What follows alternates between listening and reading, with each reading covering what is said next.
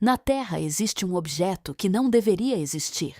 Não porque seja antigo demais, não porque seja complexo demais, mas porque todos os outros parecidos com ele foram destruídos. Ele é o último, o único sobrevivente de uma tradição inteira, da qual não restou nada, nem oficinas, nem projetos, nem mestres. Apenas ele, um pedaço de bronze coberto de sal, que passou mais de 2000 anos no fundo do mar. Imagine arqueólogos escavando uma camada do Paleolítico e, de repente, encontrando ali um micro-ondas funcionando. Foi mais ou menos essa a expressão no rosto dos cientistas quando finalmente entenderam o que se escondia dentro daquele pedaço. Mas até chegar a esse entendimento, passaram-se 100 anos. 100 anos durante os quais o objeto ficou numa vitrine de museu e ninguém sabia o que tinha diante de si. Para entender a magnitude do que aconteceu, primeiro é preciso entender o que esse objeto faz. Por dentro, 37 engrenagens de bronze, encaixadas umas nas outras num sistema único. Os dentes, pouco mais de 1,5 mm. Tudo cabe numa caixa de madeira do tamanho de uma caixa de sapatos. 13 polegadas e meia de comprimento, 7 de largura, 3,5 de profundidade. Nos painéis frontal e traseiro, placas de bronze com mostradores, escalas e ponteiros. Nas tampas de proteção, instruções em grego antigo. Esse aparelho calculava a posição do Sol no zodíaco, as fases da Lua, com correção para sua órbita elíptica, segundo a teoria do astrônomo Hiparco, um dos maiores nomes da ciência antiga. O movimento dos 5 planetas conhecidos na antiguidade: Mercúrio, Vênus, Marte, Júpiter e Saturno. Previa eclipses solares e lunares com décadas de antecedência, pelo ciclo babilônico de Saros, que abrange 223 meses lunares. Acompanhava o ciclo metônico, 19 anos, ao fim dos quais os calendários lunar e solar voltam a coincidir. E fazia a contagem regressiva até os Jogos Olímpicos e outros festivais panhelênicos. Um computador analógico, um modelo de bolso do Sistema Solar, 2000 anos atrás. A história oficial diz que no 2º século antes de Cristo, as pessoas sabiam fazer vasos de cerâmica, fundir bronze e construir templos. Mecânica de precisão com tolerâncias de 1,5 mm não estava na lista, mas o aparelho existe e funciona. Engenheiros modernos, com base em dados de tomografia, montaram cópias exatas. E essas cópias calculam a posição dos corpos celestes com precisão de 1 grau, 2000 anos depois, sem nenhuma correção no projeto. Agora, como esse aparelho sobreviveu. E por que isso, por si só, é inacreditável. Em algum momento da primeira metade do 1º século antes de Cristo, um navio mercante romano cruzava o Mediterrâneo. A bordo, carga grega, estátuas de mármore e bronze, louça de vidro, ânforas, joias. No meio de toda essa riqueza, discreto e sem chamar atenção, estava ele. O navio foi pego por uma tempestade perto da pequena ilha de Antiquítera, espremida entre Creta e o Peloponeso, e afundou, a uma profundidade de 148 pés. Por 2000 anos ele ficou na água salgada, coberto de corais e sal. O bronze oxidou, a madeira da caixa se desfez, mas o mar, e aqui está o paradoxo, o preservou. A água salgada desacelerou a deterioração. As engrenagens se fundiram num bloco só, mas não se desmancharam. Se o navio não tivesse afundado, o bronze teria sido derretido e reutilizado, como aconteceu com todo o resto. Por volta da Páscoa de 1900, o capitão Dimitrios Kondos e sua equipe de mergulhadores de esponjas da ilha de Symi cruzavam o mar Egeu rumo à costa do norte da África. Uma tempestade os forçou a se abrigar em Antiquitera. Enquanto esperavam o tempo melhorar, decidiram verificar o fundo do mar. O primeiro a descer foi Elias Stadiates. A 148 pés de profundidade, ele viu algo que depois descreveu como uma pilha de cadáveres em decomposição e cavalos espalhados entre as pedras no fundo. Entrou em pânico e deu o sinal para ser puxado imediatamente à superfície. O capitão Condos achou que o mergulhador estava entorpecido pelo nitrogênio. Nessa profundidade, isso é comum. Vestiu o equipamento e desceu ele mesmo. Minutos depois, voltou. Na mão, um braço de bronze de uma estátua. Os cadáveres eram esculturas de mármore cobertas de incrustações marinhas. Os cavalos eram figuras de bronze. No fundo jazia um navio antigo, lotado de tesouros. Os mergulhadores voltaram no final da temporada, agora com o apoio da marinha grega. Por 9 meses retiraram do fundo estátuas, moedas, vidros. Foi uma das primeiras grandes operações de arqueologia subaquática da história. No meio de toda essa riqueza, trouxeram à superfície um pedaço sem graça, muito calcificado, do tamanho de um livro grosso. Ninguém prestou atenção nele. Foi enviado ao Museu Arqueológico Nacional de Atenas e esquecido. Alguns meses depois, o pedaço se partiu. Dentro apareceram restos de engrenagens de bronze enferrujadas, fundidas umas nas outras, com dentes de pouco mais de 1,5 milímetro, e placas cobertas de escalas científicas e inscrições em grego antigo. A descoberta foi um choque.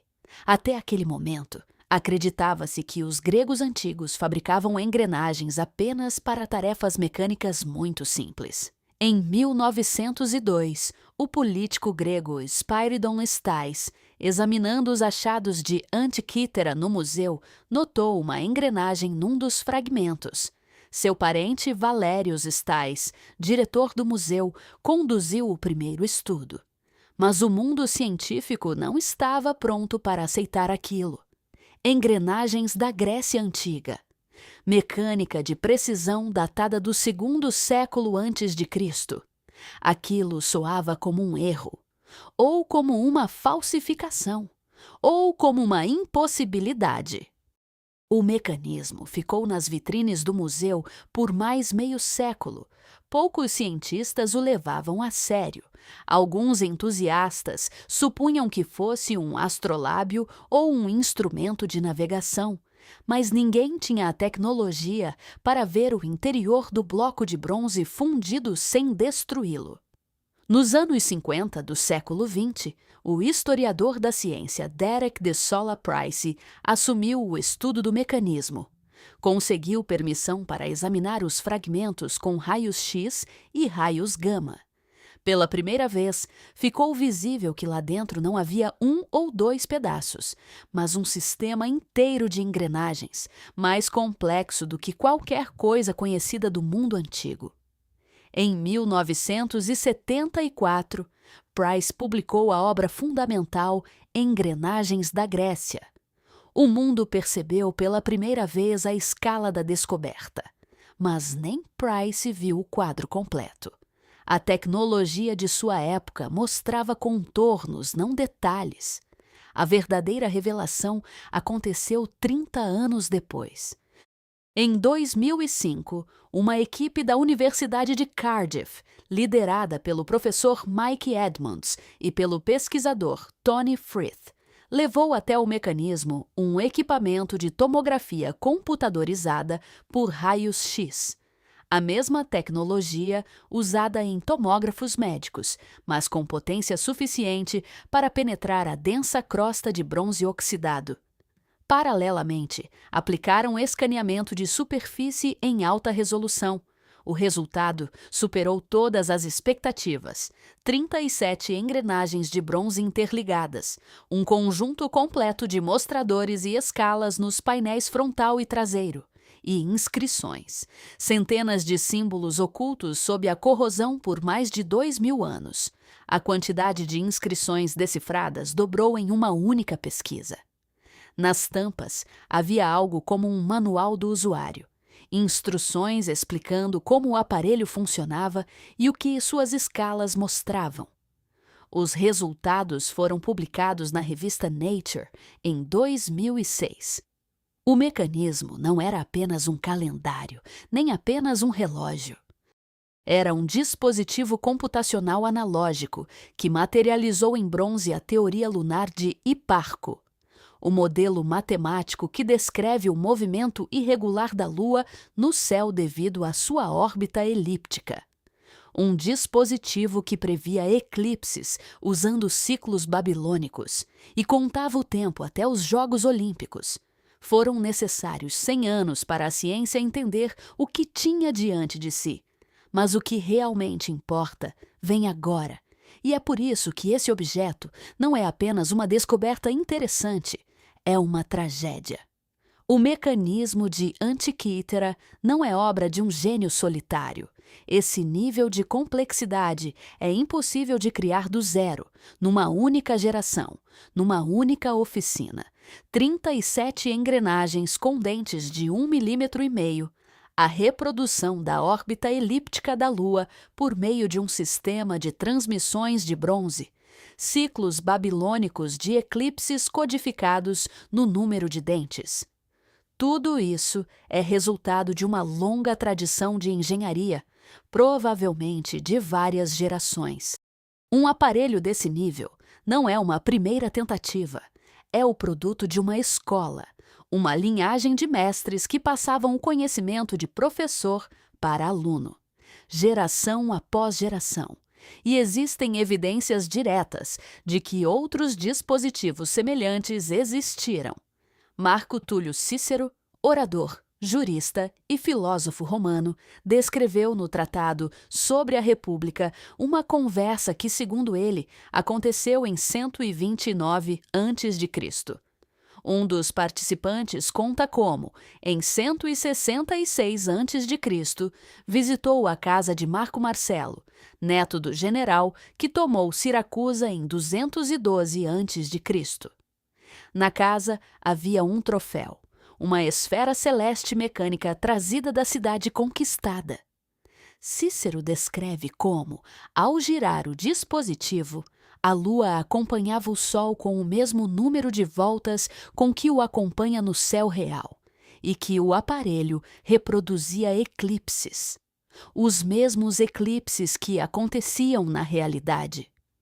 Essa é a descrição de um dispositivo funcionalmente idêntico ao mecanismo de Antikythera, ou de um predecessor, ou de um parente da mesma oficina. E Cícero atribui sua criação a um homem, Arquimedes. Arquimedes viveu e trabalhou em Siracusa, o maior engenheiro e matemático do mundo antigo. Morreu durante o cerco da cidade pelos romanos em 212 a.C., segundo a tradição, morto por um soldado a quem disse suas últimas palavras: "Não toque nos meus círculos". Sua oficina foi saqueada, seus instrumentos levados como troféus de guerra. E nos mostradores do mecanismo de Antikythera, os pesquisadores de Cardiff descobriram algo inesperado: nomes de meses de origem coríntia. Corinto, a metrópole que fundou Siracusa como sua colônia. O calendário coríntio era usado justamente lá. O fio leva diretamente à cidade de Arquimedes, Papo de Alexandria, matemático do IV século depois de Cristo, menciona um tratado perdido de Arquimedes sobre a construção de esferas.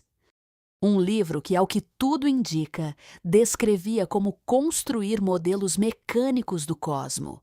O tratado não sobreviveu, assim como não sobreviveu nenhum dos dispositivos que Cícero viu e descreveu, assim como não sobreviveu a oficina, assim como não sobreviveram os discípulos, um único fragmento no fundo do mar. É tudo o que restou de uma tradição inteira de engenharia. O bronze é um material valioso, não se jogava fora, era derretido e reutilizado. Estátuas viravam moedas, escudos viravam utensílios.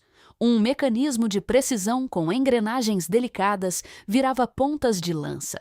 Guerras, incêndios, invasões, fundições. Cada um desses eventos destruía objetos de bronze aos milhares. Um aparelho sofisticado com dentes de 1,5 milímetro não tinha chance de sobreviver nessas condições. Estava condenado desde o momento em que foi criado. O mecanismo de Antiquítera só sobreviveu porque foi parar no fundo do mar. O navio afundou e, com isso, salvou o aparelho de ser derretido. A água que corroía o bronze e destruía a madeira, ao mesmo tempo, o protegeu das pessoas. Daquelas mesmas pessoas que o teriam derretido sem pensar 2 vezes. A catástrofe que deveria ter destruído o mecanismo acabou sendo a única coisa que o preservou. Se esse único sobreviveu por acaso, quantos existiram no total? Dezenas? Centenas? Existiam oficinas que montavam esses aparelhos para navegadores, para astrólogos, para observatórios de templos?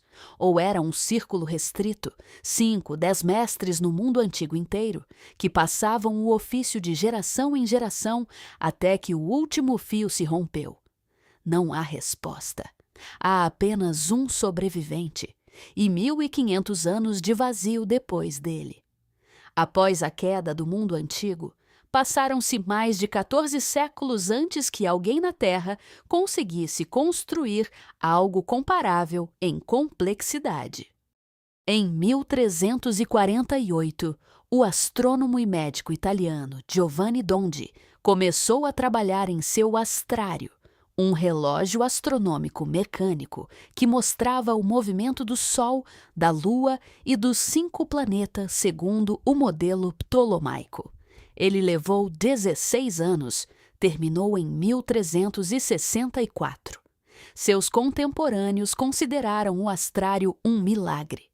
Um século depois, Leonardo da Vinci desenhou seus mostradores, mas o problema que Dondi resolveu no século XIV era exatamente o mesmo que um grego desconhecido, ou uma escola de gregos, havia resolvido 1.500 anos antes dele. Com as mesmas ferramentas básicas, bronze, cinzel, matemática. Só que o grego fez isso numa época em que, segundo a ciência oficial, o auge da engenharia eram relógios de água e máquinas de cerco. 1.500 anos. Um conhecimento que existia, funcionava, dava resultados precisos. Desapareceu. Não porque fosse inútil, não porque algo melhor o substituiu, mas porque as pessoas que o carregavam morreram. As oficinas queimaram, os tratados se perderam, o bronze foi derretido. E o mundo esqueceu que aquilo era sequer possível. O mecanismo de Antiquítera está agora no Museu Arqueológico Nacional de Atenas. 82 fragmentos sob o vidro. Não se pode tocar. O bronze se desfaria ao contato. A maior engrenagem tem 5 polegadas de diâmetro. Nela havia 223 dentes, exatamente o número de meses lunares no ciclo de Saros, pelo qual se previam os eclipses. Ao lado dos fragmentos estão as reconstruções, cópias funcionais montadas por engenheiros modernos com base em dados de tomografia. Podem ser pegadas nas mãos, gira-se a manivela, os ponteiros começam a se mover, as engrenagens giram, o Sol percorre o zodíaco, a Lua muda de fase. Os eclipses nas escalas coincidem com os reais. As Olimpíadas são contadas a cada 4 anos. Tudo funciona 2.000 anos depois, sem nenhuma correção. Não dá para atribuir isso a extraterrestres. Os Jogos Olímpicos foram inventados pelos gregos. O ciclo metônico foi calculado pelos gregos. A teoria do movimento lunar foi desenvolvida por Hiparco, um grego de Niceia. Os ciclos babilônicos de eclipses chegaram à Grécia por contatos comerciais e científicos. Esse é um conhecimento humano, terrestre, concreto, pertencente a uma civilização específica, a pessoas específicas, a uma época específica, uma civilização que depois desapareceu. Estamos acostumados a pensar que o progresso é uma linha reta: pedra, bronze, ferro, vapor, eletricidade, microchip. Cada geração sabe mais que a anterior, cada século um passo à frente. Nos orgulhamos de que nossos telefones nos reconhecem pelo rosto, de que satélites preveem o tempo, de que computadores nos vencem no xadrez. O mecanismo de Antikythera diz outra coisa. O progresso não é uma linha, é uma linha pontilhada. Com intervalos de 1500 anos, civilizações alcançam o topo e caem. E o conhecimento cai junto com elas. Ramos inteiros do pensamento engenhoso desaparecem sem deixar rastro. E nós nem ficamos sabendo que existiram. Até que no fundo do mar se descubra, por acaso, um único fragmento. Ali está ele, atrás do vidro, numa sala silenciosa do Museu de Atenas. O último sobrevivente, a única testemunha do que um dia soubemos fazer e esquecemos. E a principal pergunta que ele nos faz não é quem me criou, nem como eu funciono. Essas perguntas já estão quase resolvidas. A principal pergunta é: o que mais nós perdemos